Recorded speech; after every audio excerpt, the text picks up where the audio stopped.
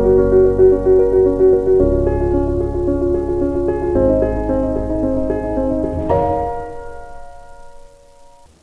اللہ الرحمن الرحیم۔ ناظرین السلام علیکم۔ آج کچھ روزمرہ کی باتیں میں آپ سے کرنے کے لیے حاضر ہوا ہوں۔ عمران خان صاحب اور ان کے ساتھی آج کل بڑا زور دے رہے ہیں کہ ہم ریاست مدینہ بنائیں گے۔ بڑی اچھی بات ہے، لیکن یہ نہیں بتلاتے کہ بنائیں گے کیسے۔ کبھی اس کے بارے میں سوچا بھی ہے کہ ریاست مدینہ کا مطلب ہے کہ جس طرح مدینہ میں حکومت تھی رسول کریم کے زمانے میں، ویسی یہاں بھی حکومت قائم ہوگی، ویسے ہی بلکہ اسلام کے جو قوانین ہیں یا جو بھی اس کے رولز ہیں اس کو فالو کیا جائے گا۔ تو میں اس میں عرض یہ کرتا ہوں کہ ہم نے پرامن انقلاب پیش کیا ہے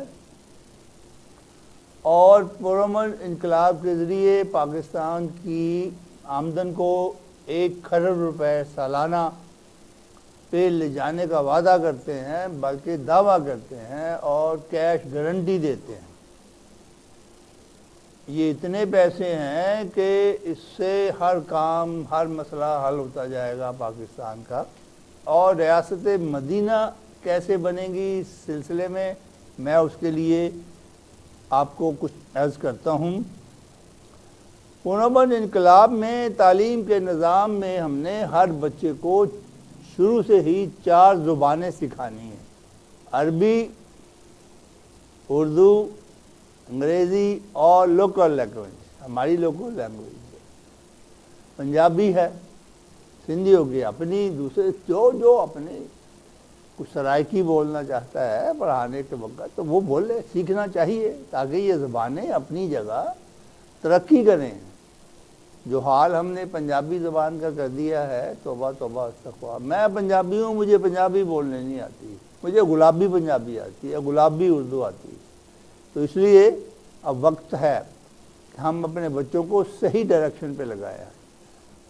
ہر بچہ جو بھی 3 سال کا ہوگا، ابھی اسکول گوئنگ نہیں ہوگا، تو 5 سال تک گھر میں ایسے لوگوں کی ٹیوشن لگائے گا جو اسے روزانہ عربی 2 دن،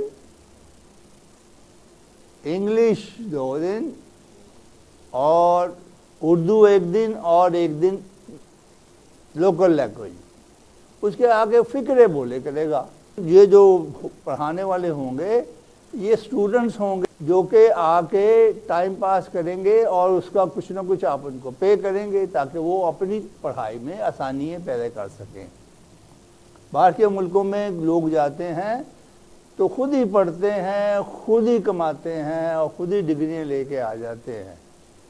یہ ایک طریقہ ہے، لیکن ہمارے ملک میں جس کے پاس پیسہ نہیں ہے یا کچھ سورس نہیں ہے وہ پڑھ نہیں سکتا، تو اس لیے طالب علموں کو کچھ کمانا چاہیے۔ تو کمانے کا ذریعہ یہ ہے کہ بھی وہ آ کے بچوں کو صبح، دوپہر، شام کسی ٹائم پہ ایک بچہ 4 بچے اکٹھے کر لیں تو اس کو آ کے، اگر آج عربی کا دن ہے تو عربی کے کچھ فقرے بولے گا۔ مثال کے طور پر وہ کہے گا ھذا سیارہ۔ اب بچہ جو 3 سال کا ہے وہ اس کا دماغ اتنا تیز ہے، وہ اتنی جلدی چیزوں کو پک کرتا ہے، پڑھنے لکھنے سے نہیں، بولنے سے۔ اردو گھر میں کیسے بول لیتا ہے؟ اردو اسپیکنگ کے گھر میں جو بچہ ہوتا ہے وہ کیسے اعلیٰ اردو سیکھ جاتا ہے؟ اس لیے کہ وہ لوگ اس کے ساتھ بولتے ہیں۔ اسی طرح جب اس بچے کے ساتھ عربی کا 1 گھنٹہ لگایا جائے گا ہفتے میں، تو وہ اس کو بتایا جائے گا کہ ھذا جگ، ھذا کتاب، ھذا۔ اب ھذا کے ساتھ اسے 50-100 ورڈ وہ ریپیٹ کر کے جائے گا۔ اب کئی دفعہ ریپیٹ کر کے چلا جائے گا۔ اب بچے نے ایسا پک کرنا ہے، بچہ جو ہے یہ 5 سال کی عمر میں قرآن حفظ کر سکتا ہے، یہ آپ کو پتہ ہے، ایسا ہوا ہے، ایسے لوگ کرتے ہیں۔ لہذا اس بچے کو جب یہ اس طرح عربی سکھائیں گے یا دوسری زبانیں سکھائیں گے تو وہ سیکھے گا، دوسرے دن انگلش کے فکر بولے گا، تیسرے دن پھر انگلش، چوتھے دن دوسرے اردو کے بولے گا، عربی کے 2 دن بولے گا، ایک دن پنجابی، اور پنجابی ٹھیٹھ فکرے ہوں گے۔ اتنا مزہ آتا ہے جب کوئی پنجابی میں ٹھیٹھ فکرہ بولتا ہے۔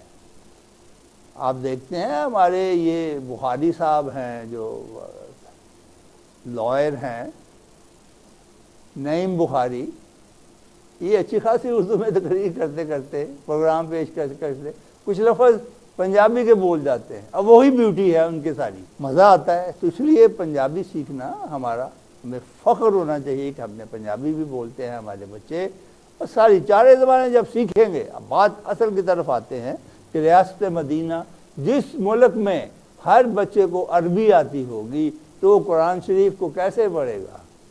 سمجھ کے پڑھے گا نا، سمجھنے کی کیا، اب اگلے 1 سے 10ویں تک تو یہ لکھے پڑھے گا نا، 10 سال اس نے یہ ساری زبانیں پڑھتے رہنا ہے، لکھتے رہنا ہے۔ پہلے 3 سال سے 5 سال تک گھر میں صرف زبانی بات چیت کرے گا، اس میں 1 2 3 بھی سیکھے گا، اس میں اور بہت ساری چیزیں سیکھے گا عربی کے بارے میں، لیکن لکھے پڑھے گا نہیں، لکھے پڑھے گا صرف وہ کلاس 1 سے لے کے کلاس 10 میں، اور پھر جب 10ویں پاس کرے گا تو وہ اچھی خاصی عربی بول رہا ہوگا، انگلش بول رہا ہوگا، اردو بول رہا ہوگا، پنجابی بھی وہ خوب بولتا ہوگا۔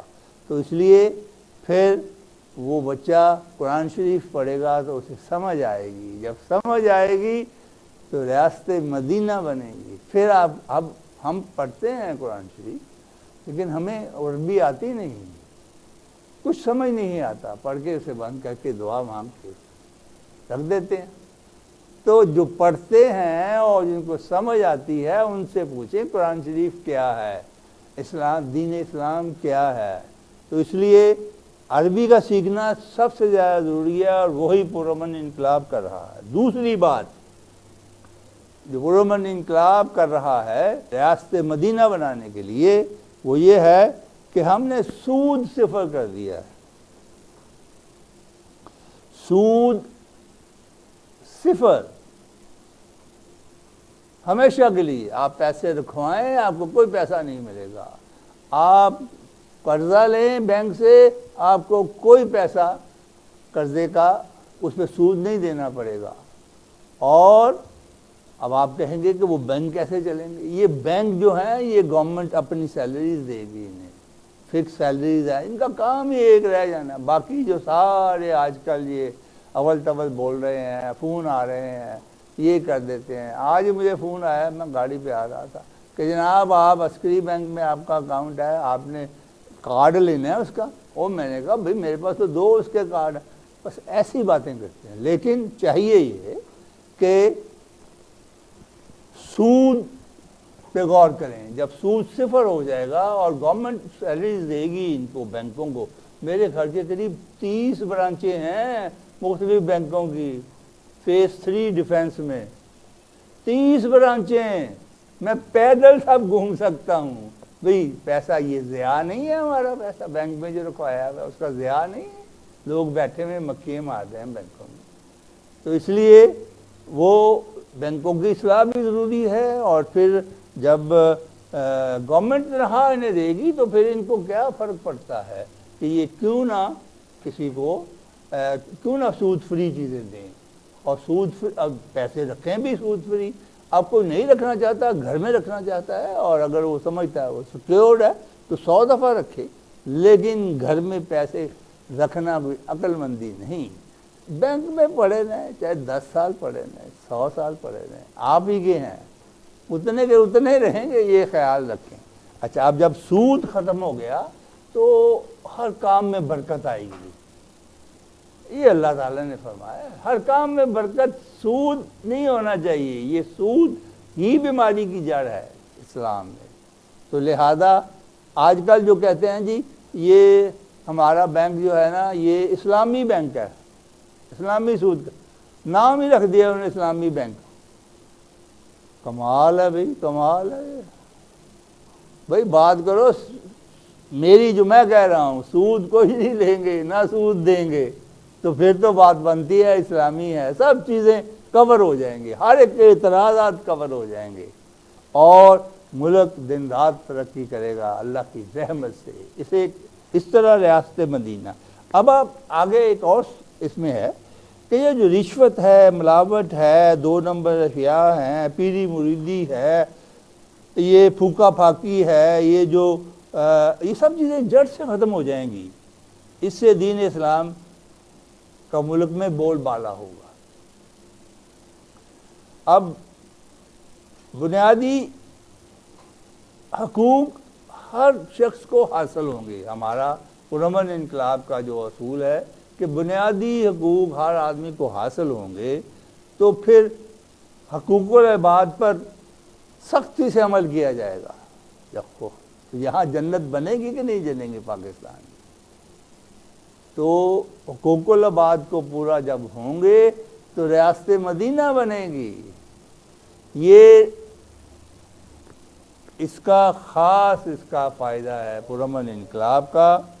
اب فائنلی جو فکرہ میں بولنے لگا ہوں وہ بڑا سمجھنے والی بات ہے کہ جب حالات ہم ٹھیک کر دیں گے، چوری چکاری ملاوٹ شاوٹ سب ختم ہو جائیں گی ہمارے سسٹم میں، پرامن انقلاب میں۔ اس کی جب پیسے کا لین دین ہی ہم نے ختم کر دے گا تو رشوت کہاں سے رہے گی؟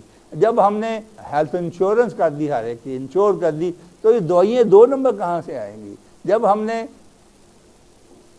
فروزن فوڈ، تو یہ سارے ہوٹل جو گندی مرچیں، گندے مسالے، گندا تیل پکا کے، گندا گوشت، گندی چیزیں ڈال کے لوگوں کو کھلا رہے ہوتے ہیں، یہ ختم ہو جائے گا۔ یہاں پہ ایک ہائیجینک فروزن فوڈ، یہ ہمارا ایک آئیڈیا ہے پرامن انقلاب کا، اور یہ آنے والے وقتوں میں ایسا ہونا ہے، تو کیوں نہ ہم جلدی سے کریں۔ تو لہذا جب حالات ہم ٹھیک کر دیں گے تو ہر شخص پھر صادق اور امین ہو جائے گا۔ اب کہتے ہیں صادق امین کہاں سے لائیں گے؟ بھائی حالات سب کو برا بناتے ہیں اور حالات ہی ٹھیک کرتے ہیں۔ ہم نے حالات ٹھیک کر دینے پرامن انقلاب میں، تو ہر آدمی صدیق اور امین ہوگا، اس کو جو کام کہیں گے وہ دیانتداری سے کرے گا، کیونکہ اسے ضرورت نہیں ہے پھیری کرنے کی۔ اس طرح ریاست مدینہ پاکستان میں قائم ہوگی۔ اس کے بعد جو میں آپ کو پیش کرنے لگا ہوں وہ یہ ہے کہ ہمارے ملک میں جتنے بھی اینکرز ہیں، تجزیہ نگار ہیں، یا یہ ٹی وی پہ بیٹھ کے جو ٹاک شوز کر رہے ہوتے ہیں، یہ لوگوں کی برائیاں بیان کر رہے ہوتے ہیں۔ برائی بیان کرنا کسی کی تو اللہ کو منظور نہیں ہے۔ یہ کون ہوتے ہیں لوگوں کو بدنام کرنے والے؟ کوئی بدنام ہے تو آپ کو پھر بھی حق نہیں ہے، یہ کام اللہ کا ہے۔ تو لہذا میں ان کو کیا کرنا چاہیے؟ یہ جتنے اینکرز ہیں یا تجزیہ نگار ہیں، یہ جو ٹاک شو پہ آتے ہیں، ان کو ان برائیوں کے حل پیش کرنے چاہیے، پھر تو بات بنتی ہے۔ چینل والوں کو چاہیے کہ ایسے لوگ رکھیں جو برائیاں بیان نہ کریں، اگر بیان کریں تو ساتھ اس کا حل بھی پیش کریں۔ رات بھر سوچیں، ہفتے سوچیں، اور پھر وہ آپ کے پروگرام کو اٹینڈ کریں۔ یہ نہیں کہ صبح اٹھ کے تو آ گئے ہیں اور شروع کر دیا ہے بسم اللہ کر کے، ایسے نہیں ہوتے پروگرام۔ قائد اعظم نے ایک تقریر کرنی ہوتی تھی تو پتہ نہیں کتنی راتیں سوچتے رہتے تھے کہ میں نے فلاں دن فلاں جا کے عوام میں تقریر کرنی ہے، تو وہ ہر چیز کو اپنے لکھ کے اس کے اوپر غور و خوض کر کے کہ یہ باتیں میں نے اپنی عوام سے کرنی ہے، تو پھر وہ آگے تقریر کرتے تھے۔ ہمارے جو ہیں وہ صبح اٹھ کے آ جاتے ہیں اور شروع کر دیتے ہیں۔ اچھا، اب بات یہ ہے کہ یہ جو لوگوں، یہ جو چینلز والے ہیں، ان کے جو بھی اینکرز ہیں یا جو بھی ان کے تجزیہ نگار ہیں، جو آ کے ٹاک شو پہ آتے ہیں، پیسے لے کے آتے ہیں یا پیسے دے کے آتے ہیں، دونوں صورتیں ہیں، اپنا نام پیدا کرنے کے لیے، شو شاہ پیدا کرنے کے لیے، تو ان کو چاہیے کہ یہ حل پیش کریں۔ جب حل پیش کریں گے تو بہت بہتر ہوگا۔ چینل والوں کو چاہیے کہ جو حال پیش نہ کر سکیں ان کو مت چینلز پہ لائیں، ان کو چھٹی کروائیں، ان کو لاکھوں روپے سیلریز نہ دیں، ان کو بالکل چینل سے باہر نکال دیں، اپنے دروازے ان کے لیے بند کریں۔ یہ لوگوں سے پیسے لے کے ایک آدمی سے پیسے لیتے ہیں اور دوسرے آدمی کی بدخواہی شروع کر دیتے ہیں آگے۔ یہ کاروبار ہوا چینلز پر، اور اگر یہ مالک کر رہے ہیں تو ان کو بھی عقل کے ناخون لینے چاہیے۔ اب میں چیلنج کرتا ہوں کہ ہم نے اب جس لیے میں یہ عرض کر رہا ہوں سارا، میرا چیلنج ہے ہر اینکر کو، ہر تجزیہ نگار کو، ہر ٹاک شو پہ آنے والے کو کہ آئیں اور جو پرامن انقلاب میں ہم نے تجاویز دی ہیں، یہ برائیاں ملک کی مسائل دور کرنے کے لیے، برائیاں دور کرنے کے لیے، اس کے مقابلے میں کوئی تجویز لائیں اور ہمارے ساتھ بیٹھ کے اس کو ڈسکس کریں۔ مجھے امید ہے شاید ہی کوئی آئے، آتا ہی کوئی نہیں۔ چیلنج میرا اوپن چیلنج شروع سے ہے پاکستان کے عوام کے ہر شہری کو، اگر کوئی اپنے آپ کو ملک کا خیر خواہ سمجھتا ہے تو اس کو چاہیے کہ میرا چیلنج قبول کرے اور آئے، میں اسے بتلاؤں کہ پاکستان ترقی کیسے کرے۔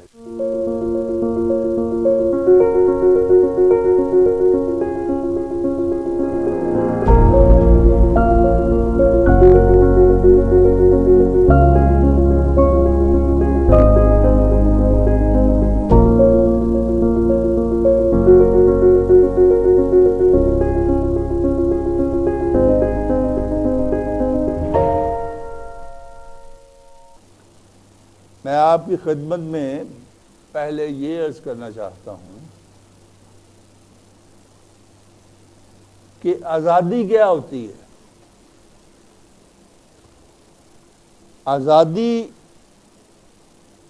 کہتے ہیں یہ نہیں ہے کہ آپ کو پاکستان بن گیا تو آزادی مل گئی، اسے آزادی نہیں۔ آزادی کچھ اور چیز ہے۔ آزادی کی ڈیفینیشن بڑی مختلف ہے، اور آزادی لوگوں کو دینا یہی سب سے بڑا کام ہے۔ اپنے عوام کو آزاد کرنا، یہی پرامن انقلاب کی سب سے بڑی خوبی ہے۔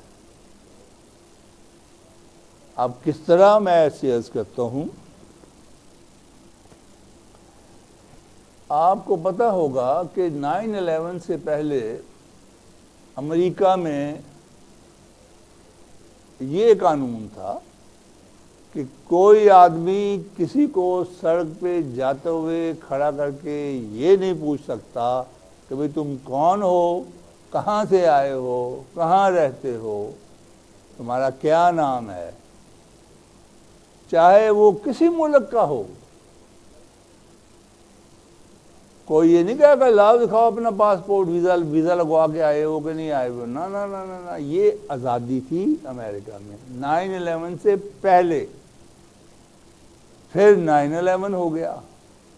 9/11 ہونے سے یہ ہوا کہ انہوں نے ایسے قوانین بنا دیے کہ اب وہ ایک دفعہ نہیں 10 دفعہ پوچھ سکتے ہیں کھڑے کر کے لوگوں کی آزادی چھین لی ہے۔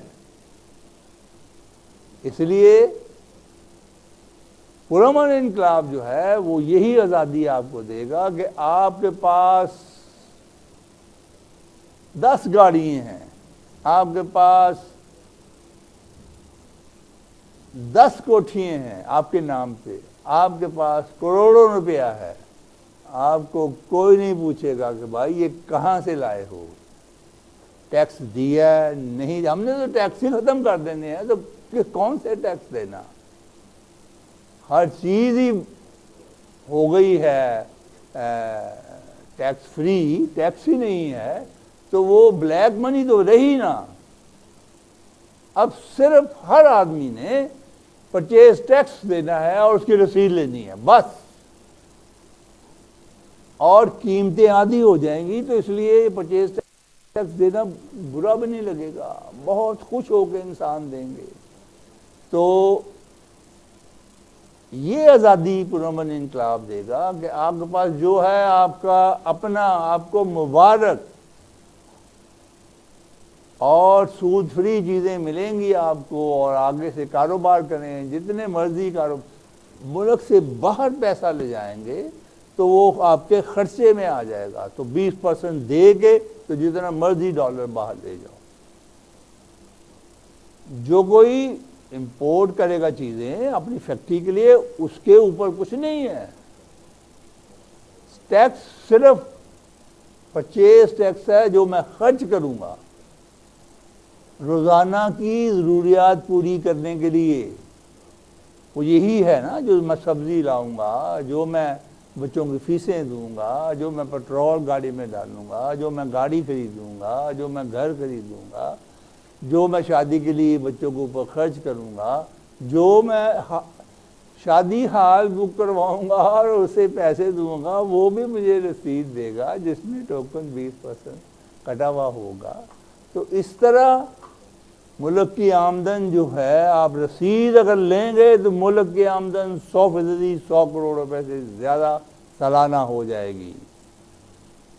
یہ اتنی بڑی بات میں آپ سے کہہ رہا ہوں، شاید آپ کو اوپر سے گزر جاتی ہو، اس پر سوچیں۔ یہ جتنے اینکرز ہیں میرے ساتھ آ کے سامنے بیٹھے ہیں، ذرا میں ان کو بتلاؤں کہ کس طرح یہ ہوں گے 100 کھرب روپیہ۔ یہ جو اس وقت سسٹم ہے انکم ٹیکس کا، excise duty, custom duty, property tax, یہ تو رشوت کی جگہ ہیں، اس سے آمدن کبھی نہیں بڑھ سکتی، یاد رکھیے گا۔ ساری دنیا میں یہ نظام ہے، لیکن اب بدلنے والا ہے، بدل رہا ہے۔ آخری سپیچ جب اوباما نے کی، امریکن پریزیڈنٹ نے، تو کہا تھا سب سے بڑی برائی جو ہے ہمارے ٹیکس سسٹم میں ہے، یہ ٹھیک ہو جائے یا اسے بدل دیں تو شاید کچھ چیز اور ہی پیدا ہو، ہم اور ترقی کر سکیں۔ اب آگے چلتے ہیں کہ جب آزادی ہم نے اس طرح، آزادی آپ سمجھ رہے ہیں، سمجھ گئے ہوں گے کہ آزادی کیا ہے۔ پرامن انقلاب نے ایسی ہی آزادی آپ کو دینی ہے اور انشاءاللہ ضرور دیں گے۔ اب کچھ سہولیات ہیں، جیسے فائر بریگیڈ ہے، جیسے قبرستان ہے، جیسے جیلیں ہیں، ان کی حالت آپ نے دیکھی ہے کبھی؟ توبہ استغفار۔ ان کو ٹھیک کرنے کا بیڑا اٹھایا ہے پرامن انقلاب میں۔ پرامن انقلاب جیل کو 2-3 سٹار ہوٹل بنا دے گا۔ وہاں سے جب کوئی بچہ قید پوری کر کے 10 سال، 20 سال، 5 سال آئے گا تو آپ کو ایک ڈفرینٹ نظر آتا ہوگا۔ وہ کئی چیزیں اس نے وہاں پہ سیکھی ہوں گی، میوزک میں، گیمز میں، ویسے بھی۔ تو وہ کہے گا میں نے نہیں باہر جانا، اس کو بیڈ ملے گا رہنے کے لیے، زمین پہ سونا، اس کے ڈارمیٹری جس میں وہ رہے گا، ظاہر ہے سنگل بیڈ بھی ہوں گے، جہاں پہ نواز شریف جیسے جا کر رکھتے ہیں ان کے لیے سنگل بیڈ کے بھی کچھ کمرے بنا دیں گے۔ تو یہ 100 بیڈ کی اس طرح پرائیویٹ لوگ جیلیں بنائیں گے اور گورنمنٹ کو پیسے دے گی مینٹین کرنے کے لیے۔ 20,000 روپیہ پر قیدی پر منتھ۔ اس طرح جو بنائے گا وہ قید خانہ گورنمنٹ سے ہی قرضہ لے کے بنائے گا، اور گورنمنٹ اس کی گارنٹی بھی دے گی، اس کو زمین بھی دے گی فری، اور وہ 5 لاکھ روپیہ مہینہ کمائے گا بھی اپنے بچوں کے لیے۔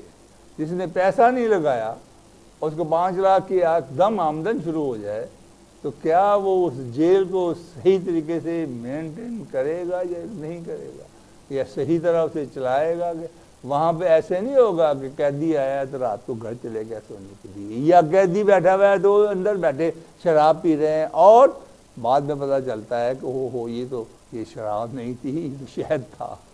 توبہ استغفار۔ چیف جسٹس نے چھاپا مارا اور ہماری دیدہ دلیری دیکھیں کہ انہوں نے اسی شراب کو، بوتل کو شہد بنا دیا. استغفار استغفار. خیر، اب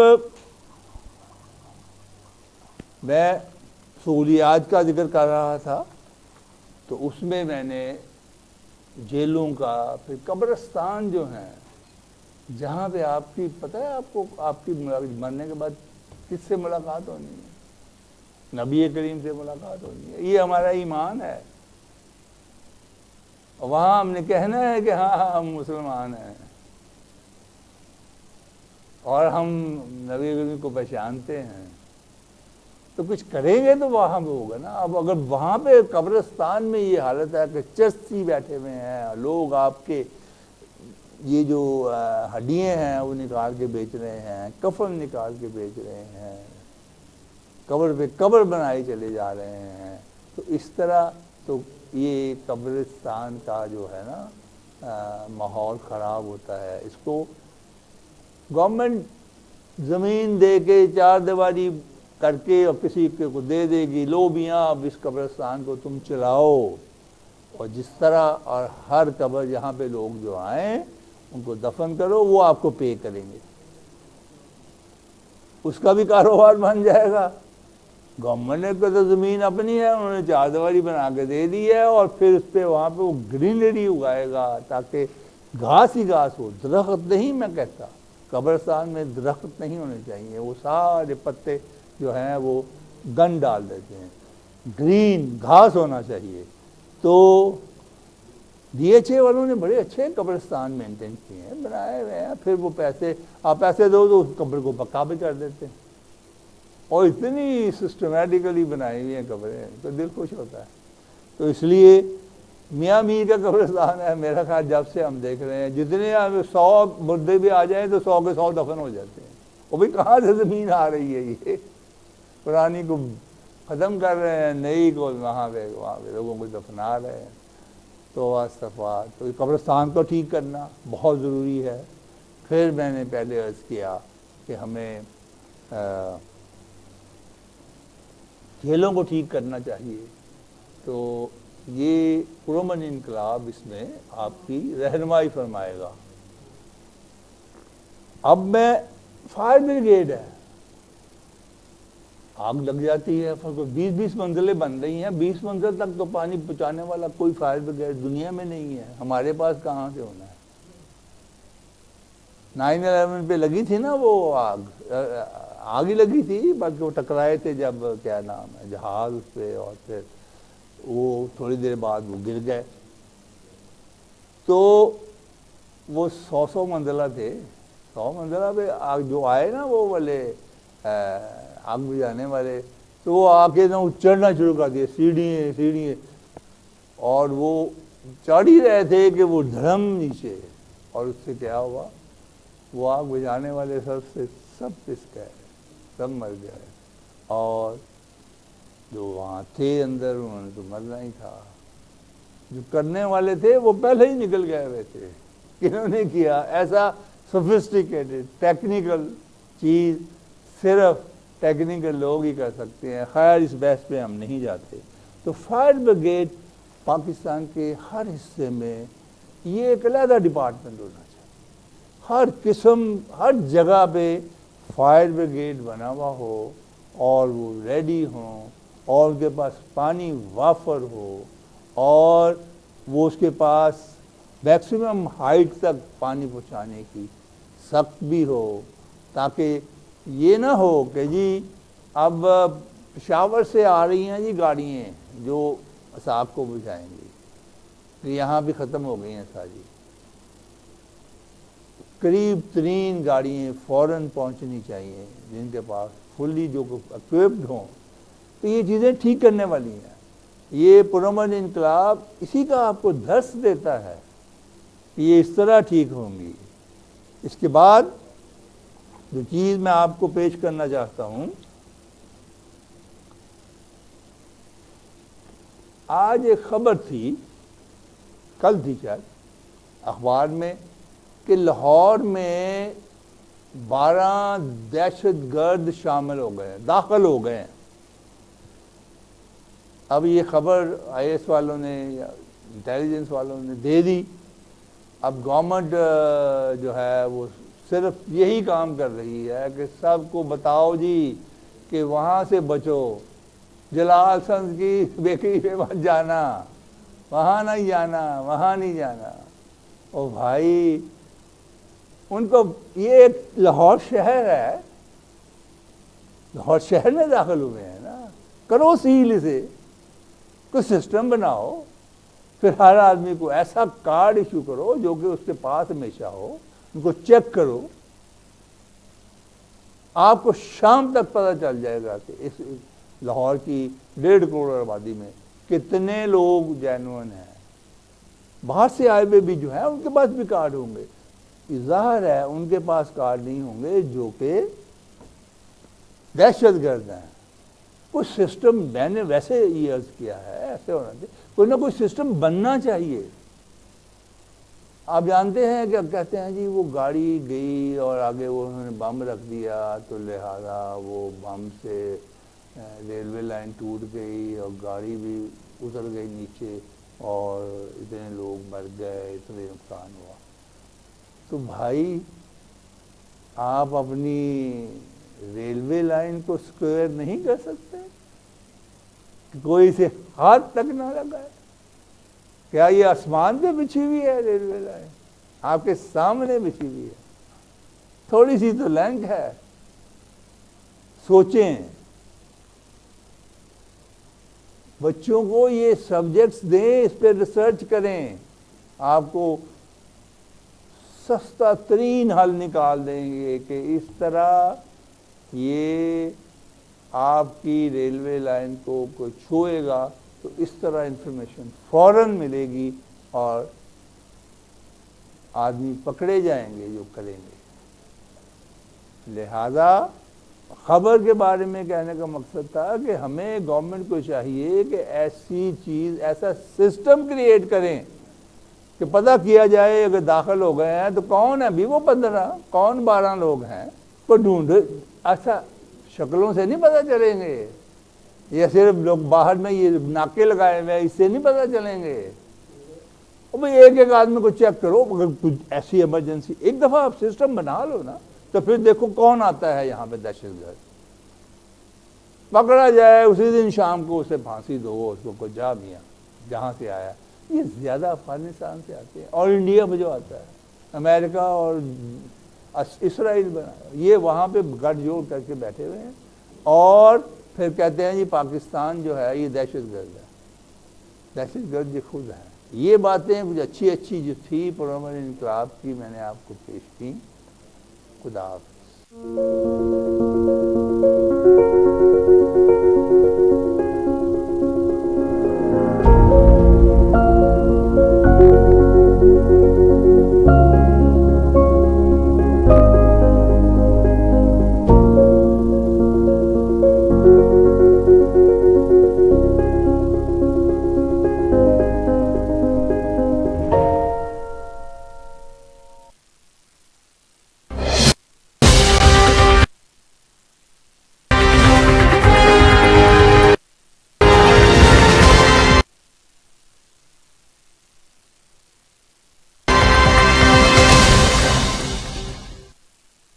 پراپرٹی کی دنیا میں ٹرانسپیرنٹ اور فیئر ڈیل کا واحد ادارہ ایوبیا ڈیولپرز۔ پاک ایوبیا کالونی کی شاندار کامیابی کے بعد غفار ٹاؤن سمیت رہائشی و کمرشل پلاٹس، زرعی اور ہاؤسنگ سوسائٹیز کے لیے رقبہ جات کی خرید و فروخت کے لیے تجربہ کار اور بااعتماد سٹاف آپ کے جدید طرز زندگی کے خوابوں کی تکمیل کے لیے ہمہ وقت کوشاں۔ زیر سرپرستی پیر سلطان خواجہ محمد ایوب قادری چشتی جہانگیری، چیف ایگزیکٹو صاحبزادہ راؤ علی افسر ایوبی،